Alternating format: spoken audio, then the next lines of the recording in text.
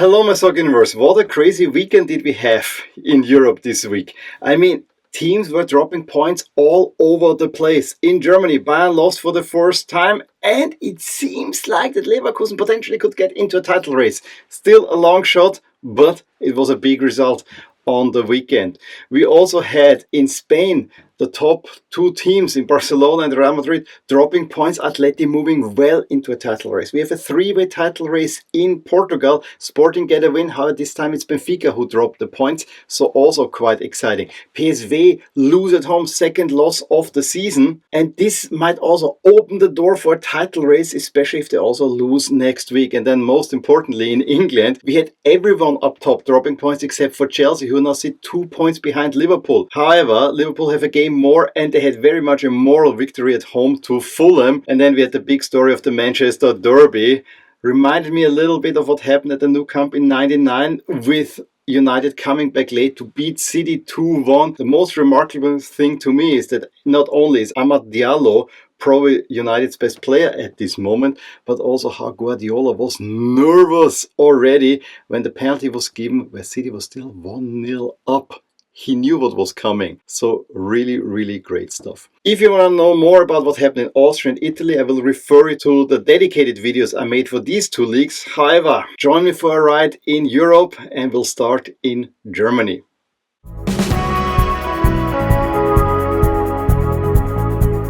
With an uncharacteristically flat performance, Bayern Munich suffered their first defeat of the season at Mainz. Typically at Mainz. Mainz always gives them troubles. They were maybe dominant for the first 12-15 minutes, but then it all kind of changed when Burkhardt had a chance where he had to actually come off with an injury, and then Mainz just hit on the counter-attack, and the first of such a chance after Sieb cross in that couldn't be cleared by the Bayern defense. Lee Jin-sung makes it 1-0 for Mainz, and he actually gets the second goal as well in the 60th minute. Late on, there was a little bit of a push of Bayern, and Mainz were more or less hanging back, so they were punished. Leroy Sané pulling one back, but first defeat for Bayern, opening the door for the competition, and Leverkusen walked straight through that door, cutting their deficit with a 2-0 win in Augsburg, a win that was never really in doubt. A super solid game. Leverkusen, after a difficult start, look much better now. Terrier and Wirtz already in the first half settling that game. Already on Friday, Freiburg had a 3-0 lead thanks to Kübler and Gregoritsch. However, late on, Jonas Wind, who had come on at the halftime, cuts the lead back, and then Swanberg even makes it a quite exciting end to an overall one-sided game. Already in the first minute, Kleindin struck against Holstein Kiel after he himself actually assisted the goal. Honorar made the nice cross in, but this is one-way traffic from Gladbach. Hack, and then a brace for Plea, making it a 4-1 scoreline. And then there was a slight scandal in Berlin. Bochum, despite being a man down from the 13th minute on, gets the lead through Sissoko in the 23rd. Hollerbach 10 minutes later equalizes, and then the game goes back and forth. Really not much happening. Maybe Union slightly on top, but most crucially, in stoppage time, the Bochum goalie is hit with a lighter, and the game had to be suspended for a while. Then they finished the game by just passing the ball around. In the end, Bochum said, we complete the game, but then we will challenge the result at the court, try to get the 3 points. If you're in relegation threatened, you try to cling on to any edge that you might get. And then in the evening, Werder Bremen got a relatively easy 2-0 win at St. Pauli. Köhn and Duksch being the two goal scorers. Stuttgart continued their good recent form with a 3-1 away win at Heidenheim. Mittelstädt in the 20th minute give them the lead. Yes, Wanner then could equalize. Wanner, very interesting player. He is caught between Austria and Germany. Millot, though, just before the halftime whistle, reestablished Stuttgart's lead that then Woltemade with a penalty sees home. A stoppage time equalizer by Brünn Larsen gives Hoffenheim a point at Dortmund, and this is a Dortmund team that again is very unconvincing. Overall, the one bright point is that Gio Reyna gets them actually the go-ahead goal. So maybe small shoots, but overall there needs to be a larger rethink at Germany's second biggest club. And Leipzig are also resurgent, beating Frankfurt again 2-1 at home, much less convincing than they did so in the cup, with 2 assists by Christoph Baumgartner, one of the best Austrian players at the moment. He assists Šeško for the go-ahead goal in the 19th minute. Brown then gets an equalizer in the 40th minute. However, Openda, right after half, restarts Leipzig's lead, who see that win home and are actually now level on points with Frankfurt in a relatively solid 4th place.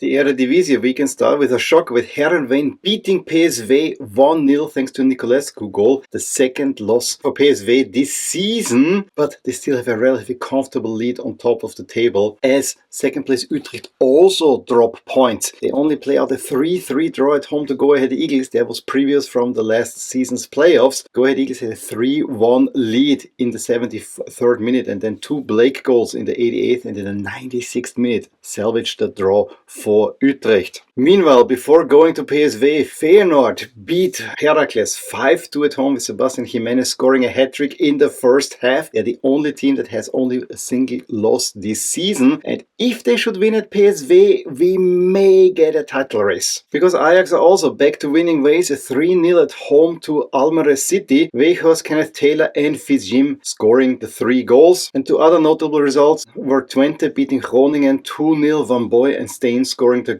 2 goals, and AZ win 2-1 at NAC Breda. 2 late goals. Perrot equalized in the 76th minute. Then former Rapid player Greimel is sent off with a yellow-red, and De Witt in stoppage time gets AZ the 3 points.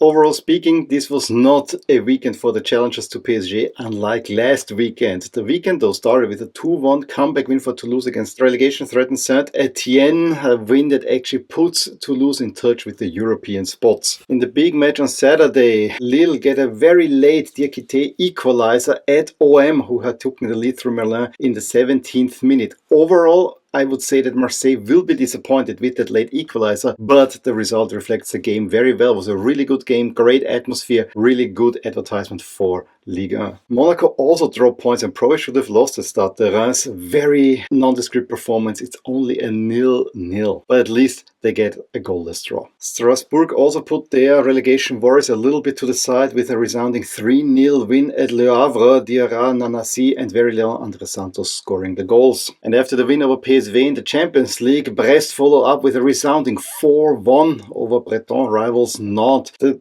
result is probably a tad too high as the last 2 goals came relatively late, but clearly set things straight that Brest is definitely above Nantes this season. And then in the big clash on Sunday evening, PSG very convincingly beat Lyon 3-1 at home. Dembélé and Vitinha already had given them a 2-goal lead in the 14th minute. Yes, Mikotatsu just before the half pulls one back, and this might have caused some nerves, but those were actually quickly silenced with PSG continuing to create chances. They had a goal disallowed for offside, and then when Gonzalo Ramos comes on, he also converts to make it 3-1. That result honestly was never really in doubt.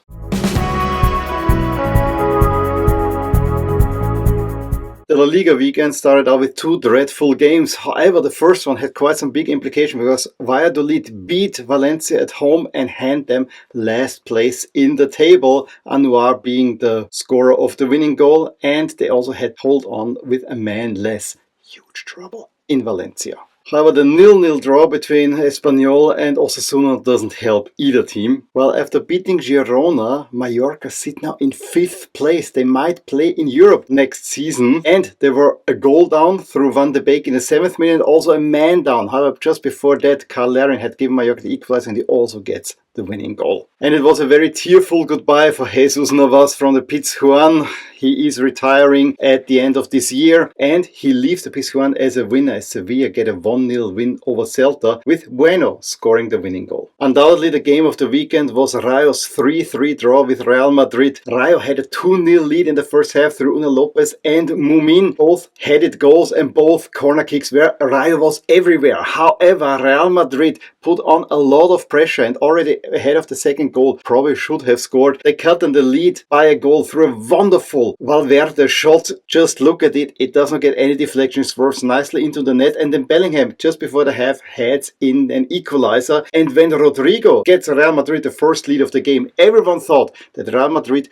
is going to see this out. However, Easy Palazon heads one in the 64th minute and Rayo were very much back into the game and had Real Madrid on the brink, even could have gotten the winner. And the Lejeune free kick was poorly parried by Courtois. However, there was no one there to convert it in stoppage time. That draw for Madrid also meant that city rivals Atletico Madrid could overtake them thanks to a 1-0 win over Getafe. Not much to talk home about except that Sorloth came on and he scores the winner. Atleti very much in the title race at this moment and probably have also the deepest squad in the entire league. Athletic Club escaped the Mendizorroza with a 1-1 draw away to Alaves. Yes, they took the lead through Una Gomez, probably were a little bit better. However, as soon as John Jordan makes it 1-1, there was the push by Alaves to even get all the 3 points, but the draw it is. Real Sociedad also only managed a draw at home against a very much resurgent Las Palmas. Despite their horrid start, Las Palmas are sitting up relatively comfortable in mid-table. Betis also get a remarkable 2-1 win away to Villarreal. Villarreal a little bit losing their mojo. They actually really started quite well, but ever since the floods, they don't work all that well. Vitor Roque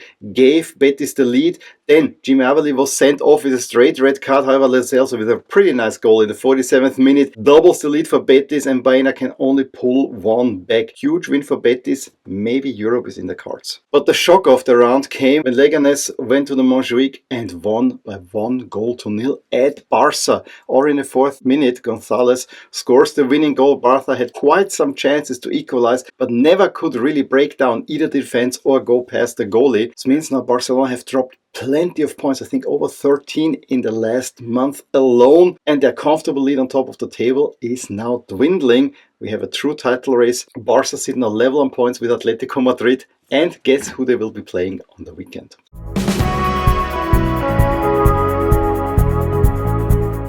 Things are going so well for Liverpool that even when they're dropping points, it can be counted as a moral victory because they were a goal and a man down in the 16th minute. Pereira giving Fulham the lead and then Andrew Robertson being sent off for a last man trip. And so it didn't look good for Liverpool. However, even with a man less, Slot didn't change a whole lot and didn't make any substitutions. And actually Liverpool held quite their own, got an equalizer through Gakpo after Salah cross and seemed on their way to get the win. However, Rodrigo Muniz gives Fulham the lead in the 76th minute. And this Fulham side is quite a dangerous one. But then even more pressure came from Liverpool. They brought on Diogo Jota, Harvey Elliott, Darwin Núñez had already come on as well. And it was just a flurry of pressure onto the Fulham goal. In the end, Diogo Jota finds the breakthrough for the 2-2. Even crazier is that then both teams went for the win. There was one big chance for Fulham, however more relentless attacks from Liverpool, but it ends in a 2-2 draw. And at the same time, Arsenal only mentioned 0-0 at home to Everton, so they also drop points. The weird thing is that Arteta took off Ødegaard around the 60th minute, taking off any creativity, but there was not much creativity, and while Arsenal were dominant, they cannot find a breakthrough. Newcastle, meanwhile, get an easy 4-0 win over Leicester. Leicester seemingly really a side that is relegation threatened. Murphy scoring the first and last goal, and then Bruno Guimaraes and Isak also getting on the score sheet. And speaking of relegation, Ipswich gets a major 2-1 away win at Wolves in a really crazy game. A game that they win in the 94th minute thanks to a Taylor goal. The go-ahead goal for Ipswich was already a comedy of errors because the big chance was already cleared. There was a wide-range shot that gets twice deflected as an own goal into the net. Cunha gets the equalizer for Wolves, who were actually then pushing for that equalizer, but they end up on the losing side. And in Saturday's late game, Forest get a late comeback win against Villa. Villa didn't really show much. They were laggy after the Champions League foray in Leipzig. However, they take the lead through Jon Duran in the 63rd minute. Forest, however, keep on pushing. They thought they got an equalizer through Chris Wood. Who else? But there was an offside in the build-up. But they do get it then when Gibbs White crosses in and Milenkovic equalizes in the 87th minute. Draw? No, it's a win for Forest because Elanga in the 93rd minute gets that winner.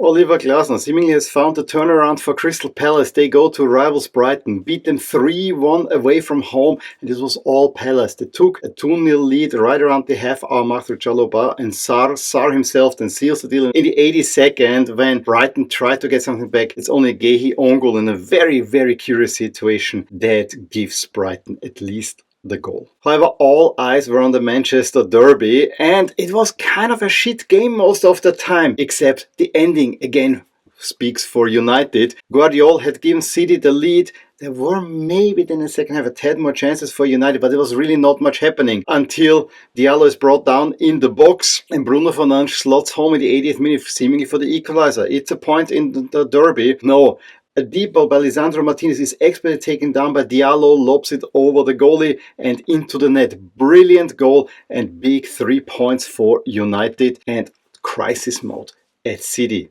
Definitely. Guardiola was saying himself, he's not good enough. However, the big winner of the entire round has to be Chelsea. They're the only top team that did not drop points. They actually beat Brentford for the first time, getting a 2-1 home win. Cucurella and Nico Jackson getting the 2 goals. When Mbeumo pulled one back, it seemed like that they might drop points, but they hang on to the 3 points and only 2 points behind Liverpool. However, with a game more. At the same time, Spurs are getting a much needed win. It's a 5-0, resoundingly so, against Southampton, who then sacked their coach right afterwards. Madison, Son, Kulusevski, already after 14 minutes, it was 3-0. Sarr adds a 4th and 25th, and Madison gets a 5th from just before the half, and then they didn't want to embarrass their opposition. And Bournemouth could have moved top 4, however, they only managed a 1-1 draw at home to West Ham. Paqueta late on gave West Ham the lead, but then Unai in the 90th gets an equalizer. Draw doesn't really help either of these 2 teams.